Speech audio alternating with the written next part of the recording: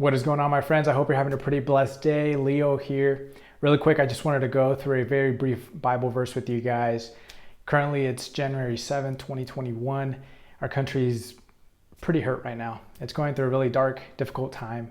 And I pretty much was inspired to add my own little grain of sand of solace, of comfort in any way that I can, so that hopefully it can help you if you're watching this. Obviously, you're watching it. Kind of just get through your day a little bit. So really quick, keep it brief, hopefully just take a couple minutes out of your day. And it's from St. Paul to the Romans, in which he says that we rejoice in suffering because suffering produces endurance. Endurance produces character, and character produces hope. And I can't help but think about how hard we try to avoid suffering. We're petrified simply by the idea of suffering that we do almost everything and anything to avoid it. It's like the plague. But what if we reframed that way of thinking? What if we saw suffering as part of the solution rather than part of the problem? What if we saw suffering as part of the ingredient to obtain joy?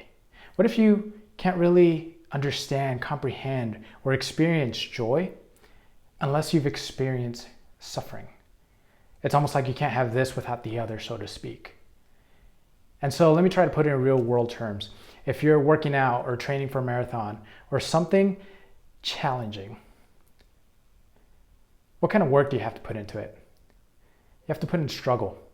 You have to put in pretty much any sort of training that you know will cause agony, will cause pain, and obviously the cliche old saying of no pain, no gain. So the same thing is implied spiritually.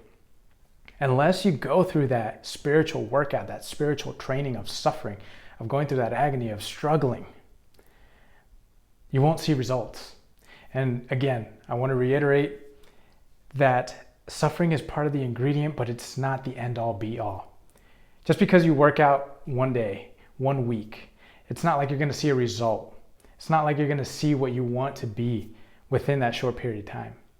Along with that suffering, you also have to have consistency to then, in the long term, see those results, see that long-term gain. And so I'm kind of rambling on here a little bit. I said I would only take a couple minutes of your time, but really quick, I just want to encourage you to sort of reframe your way of seeing suffering. See it as an opportunity to grow rather than as a blow to your ego or a hit to who you are. That suffering should be turned into an opportunity to become a better version of yourself, a better version of ourselves. And so I hope that helps a little bit during this difficult time, not only in our country, but obviously in our planet. For the last 10 months, I believe we've been struggling with a pandemic. So hopefully that can add a little bit of light to your day.